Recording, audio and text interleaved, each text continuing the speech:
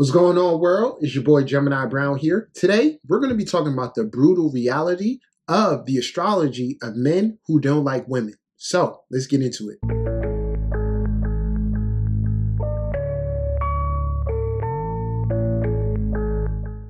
So, as I mentioned before, today we'll be discussing the astrology of men who don't like women. Or we can say dislike women. But we have to preface and give the disclaimer here that just because a person has a placement that might be mentioned here doesn't mean that they are automatically a man who doesn't like women. My type of astrology, in-depth astrology, takes into account pattern recognition, as should all astrology. But the more I grow in this thing, the more I realize we're all truly looking at it on different levels. And on topics like this, it's important to come in with an open mind. So many of you know my style. I don't aim to tear anybody down or have any personal vendettas.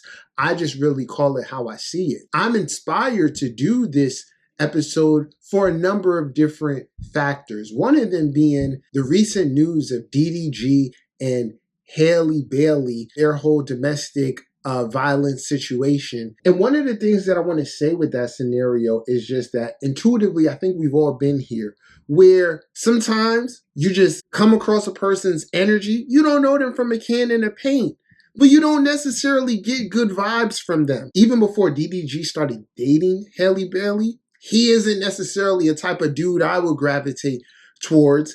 And when he did get with her, I just started sensing where this would go.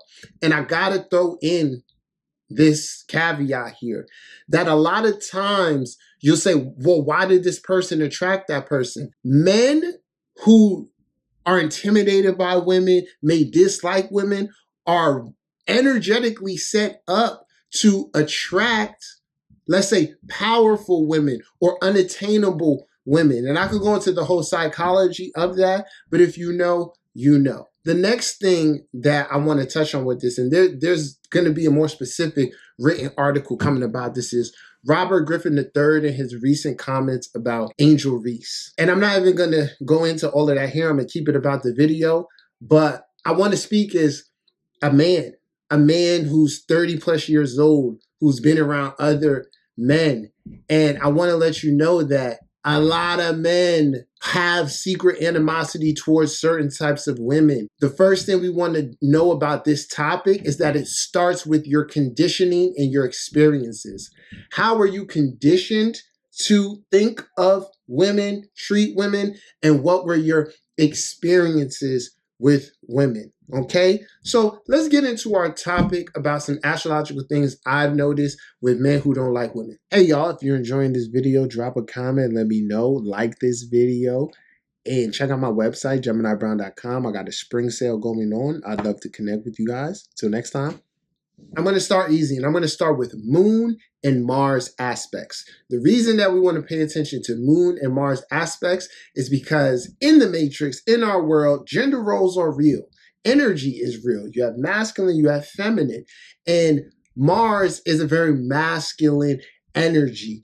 And the moon is the quintessential feminine energy. So when an individual has these two planets in aspect, it is going to show that their own relationship with their masculinity and that of femininity is going to come to some type of scenario. Now, depending on the type of aspect, is this a harsh or flowing aspect, is going to color whether or not this man per se values or has good experiences with women. But let's just say it is a harsh aspect. So we have a Mars square moon.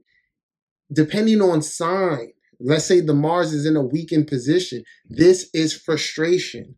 So Mars and moon in aspect, regardless, is going to equate towards some type of strong emotion towards women and those we closely bond with. If this aspect is harsh or afflicted, we can see the Moon Mars individual relating towards women and even their emotional life with much frustration, having a lack of patience. Now, let's throw in the conditioning aspect here. Moon also represents mother. So our mother is our first impression of women. So this goes for anybody out there. If you're trying to understand a man or a woman's relationship towards femininity, look at their relationship with their own mother. And that's going to give you more insight about their emotions, their capacity to nurture, so on and so forth. So when it comes to domestic violence, this is very much so a key aspect in not only someone who may be the abuser, more times than not, someone who attracts that. Okay? The next way to look at this is the synastry way. So we're talking about it as a person having this within their natal chart, which gives the potential.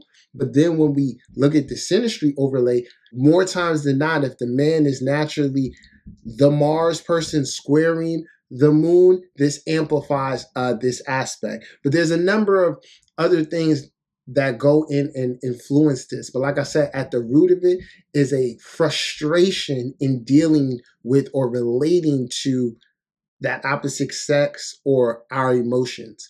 And that can be influenced from our early conditioning. The next aspect that I want to touch on here, and like I said, I know this because not only am I a professional, but I pay attention. Aquarius energy, particularly Aquarius rising.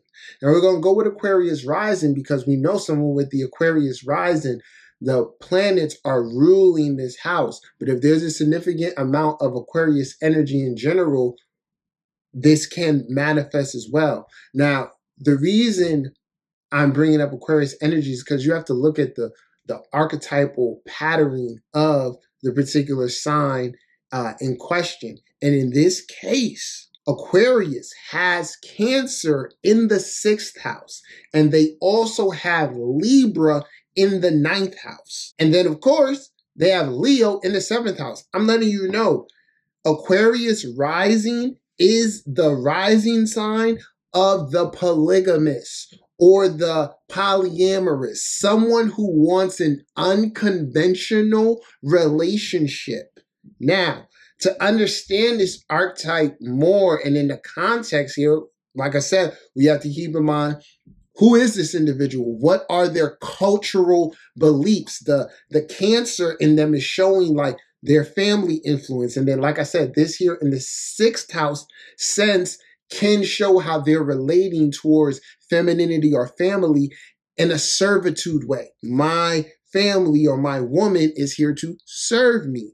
Then when we bring in the Libra aspect of the 9th house, it can be an idolized or philosophical outlook on relationship. You're going to see someone here who internalizes that and it becomes part of their core values. Of course, we want to see where the moon is placed, where Venus is placed, and how that is aspected. But I've seen this many, many times.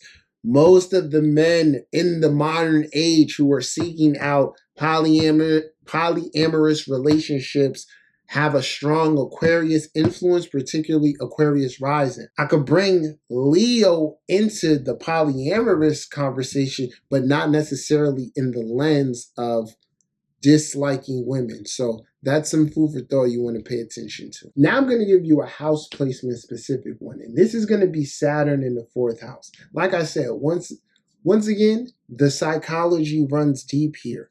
Saturn in the 4th house can indicate someone who was raised in an environment in which they were controlled.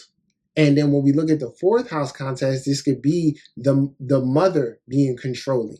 So when you have a man who grows up feeling controlled by a woman, a couple of things occur here. A, he naturally wants to exert that control over women, or 2, he wants to be controlled himself.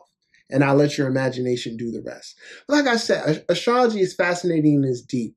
And I'm really encouraging you guys, you're here growing with me. And as I grow on this journey and into my full potential, there's a lot of maturity and sacredness that comes with understanding astrology and using it correctly. So I'm bringing this up because the messages are there collectively that Things are changing. We already know that the natural relationship between men and women and how it's been is changing and will continue to change. So we all just have to be aware of who we're around and what we're working with, okay?